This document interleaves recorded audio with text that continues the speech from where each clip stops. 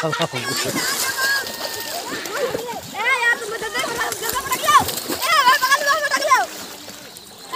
ये आप देख रहे हैं पानी यहाँ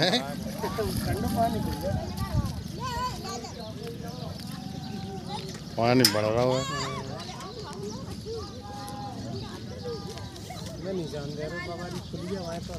पानी है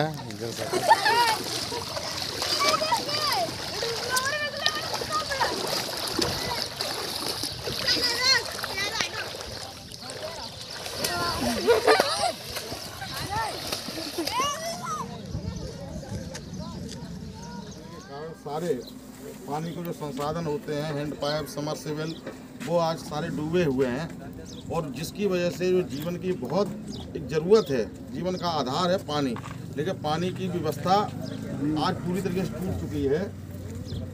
और उसी के साथ साथ आज जो पालतू पशु हैं, पशुओं के चारे की समस्या बनी हुई है, छोटे बच्चों को दूध की समस्या बनी हुई है। और आज 4 दिन से जब चूँकि रास्ता ही सारे बंद हो गए हैं तो दाल, चावल, हरी सब्जी संपर्क मार्गों से, कस्बों से संपर्क मार्गों से रास्ता बंद हो चुके हैं। गांव के लोग छतों पर रहने के लिए मजबूर हैं, जिसके कारण आज सब्जियां, दाल, चावल, राशन की बहुत बड़ी किल्लत है। और छोटे छोटे बच्चे जो दुधुआ बच्चे हैं, जानवरों को बहुत बड़ी दिक्कत है, जिसके कारण दूध की आपूर्ति भी बिल्कुल पूरी तरीके से ठप है। बच्चों के लिए दूध की व्यवस्था नहीं है।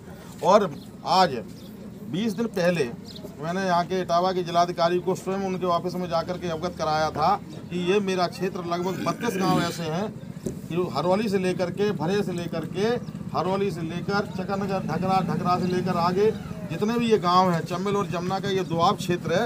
इसमें हमने डीएम साहब से बैठ करके, और एडीएम साहब भी बैठे थे वहाँ पर, मैंने उनको पूरी सूचना बताई थी कि हमारा क्षेत्र ये बाढ़ ग्रसित क्षेत्र है और आपने क्या तैयारी की है। तो डीएम की तरफ से, जिलाधिकारी इटावा की तरफ से मुझे अवगत कराया गया था कि हमारी सारी पूरी तैयारियां हैं, लेकिन आज 4 दिन से पूरे क्षेत्र में बाढ़ की विभीषिका है और 4 दिन से पूरे क्षेत्र के लोग त्राहिमाम कर रहे हैं। जनता बुरी तरीके से परेशान है और शासन की ओर से सिर्फ केवल और केवल कोरा आश्वासन दिया जा रहा है कि हम राहत सामग्री में लगे हैं, हम ये कर रहे हैं, हम वो कर रहे हैं। लेकिन जब फौरी तौर पर मैंने वहाँ जाकर के देखा तो आज वहाँ पानी की भी व्यवस्था नहीं है। मैं शासन से मांग करता हूँ, जिलाधिकारी जी से कहना चाहता हूँ कि जितने भी ये नगर पालिका के आपके टैंकर हैं, इन टैंकरों में पानी भरा करके उन गाँव में सबसे पहले जीवन का जो आधार है वहाँ पानी भेजने का काम किया जाए। और राशन सामग्री जो कोटा डीलर है आपका, उससे कहा जाए कि राशन सामग्री भेजे और फूड पैकेट तैयार करा करके वहाँ लोगों तक पहुँचाने का काम करें। और बच्चों के लिए जो बिस्किट है, दूध है, इनकी व्यवस्था करी जाए। और जब तक ये बाढ़ की व्यवस्था मेरे क्षेत्र से खत्म नहीं होती है, तब तक यहाँ पर टीम बना करके हर गांव में एक व्यवस्था की जाएगी, जिससे कि उनके जीवन की रक्षा की जाए, उनके मौलिक अधिकारों को कामयाब किया जाए। यही ऐसी मेरी मंशा है। लेकिन हमें ये नहीं लगता है सरकार के पास केवल घूमने के काम, अधिकारियों के पास केवल घूमने का काम है। अधिकारी सिर्फ कोरा आश्वासन दे रहे हैं। आज तक 4 दिन में कहीं ऐसी कोई व्यवस्था नहीं आई कि जिससे ये लोग कह पाते कि नहीं सरकार के द्वारा मुझे ये राहत सामग्री पहुंचाई गई है। ये केवल कोरा आश्वासन दे रहे हैं। मैं बार बार कह रहा हूं कि इसमें शासन और प्रशासन दोनों ही कोरे आश्वासन देने का काम कर रहे हैं।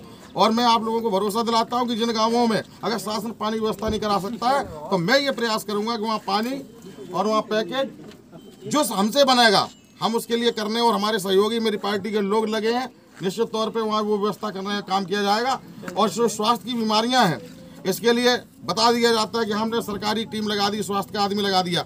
लेकिन जब वहाँ पर स्वास्थ्य का आदमी लगाने का मतलब नहीं है। हमारे कल भी हमने उनसे कहा था कि आप जहाँ जहाँ ये रास्ता बंद है गाँव का, वहाँ आप डोंगी की व्यवस्था कर दें, जिससे लोगों का कम्युनिकेशन बना रहे और लोग वहाँ से निकलते रहे। अब 4 दिन से जमुना क्षेत्र में, ये जब पहले से पता है कि ये जमुना क्षेत्र में इलेक्ट्रिक पोल डूब जाते हैं हर साल, आज पूरा चकनगर लगभग 2 लाख की आबादी अंधेरे में डूबी पड़ी है। आज उनके मोबाइल चार्ज नहीं हो पा रहे, जिससे उनका कम्युनिकेशन साधन भी टूट गया है।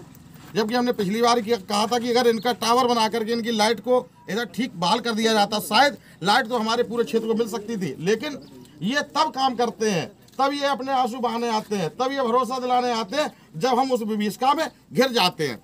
ये पहले से इनकी कोई तैयारी नहीं थी, केवल पहले बना लिया जाता है। इतने गांव डूब क्षेत्र में है। पिछली बार भी हमारा ये पूरा बाढ़ का क्षेत्र प्रभावित हुआ था। लगभग 3600 बीघा से अधिक बाजरा की फसल, तिली की फसल और जो सरसों की फसल के लिए खेत तैयार किए जाते हैं, वो सारा का सारा नष्ट हो गया था। और 1 पैसा सरकार के द्वारा उनको कोई प्रतिपूर्ति नहीं की गई।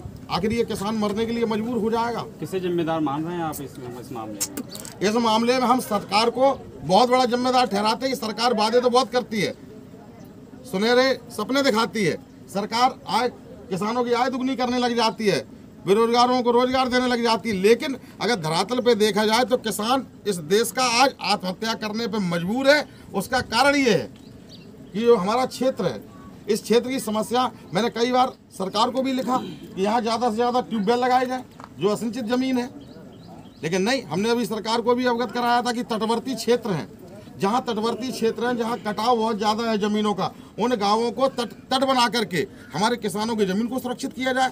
लेकिन सरकार के पास केवल नफरत के अलावा कोई काम नहीं है और प्रशासन देखने के लिए चुस्त दुरुस्त है।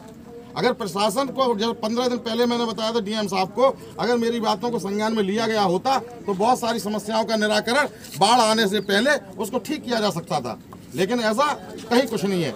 इसलिए मैं सरकार से बार बार और जिला प्रशासन से ये मांग करता हूँ कि वहाँ खाद्यान्न, पानी और छोटी बच्चों की जो ज़रूरतें हैं उनको पूरा कराने में पूर्ण सहयोग प्रदान करें। और हमसे जो बनेगा, हम लगातार क्षेत्र में हैं और जहाँ भी इस तरह की कोई समस्या आती है आप हमें अवगत कराएं, हम निश्चित तौर पे कुछ ना कुछ आपको राहत देने का काम करेंगे। धन्यवाद साथियों। अभी आपने हमारे विधायक जी को देखा, बाढ़ ग्रस्त क्षेत्र को देखते हुए उनकी ये देखिए कितना पानी भरा है। विधायक जी ने यहाँ पर देखा, ग्रामीणों की पीड़ा दुख दर्द को सुना। देखो कितना बाढ़, कितना पानी यहाँ भरा हुआ है। ये सड़क जो गांव तक जाती है ये पूरी पानी से भरी हुई है और पानी कितना गहरा है इसमें शायद ही आदमी डूब जाए।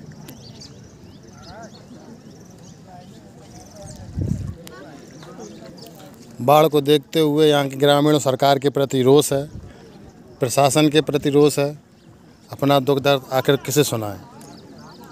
ग्रामीणों का कहना है अपना दुख दर्द हम आखिर किसे सुनाएं? कोई तो सुने हमारी आके।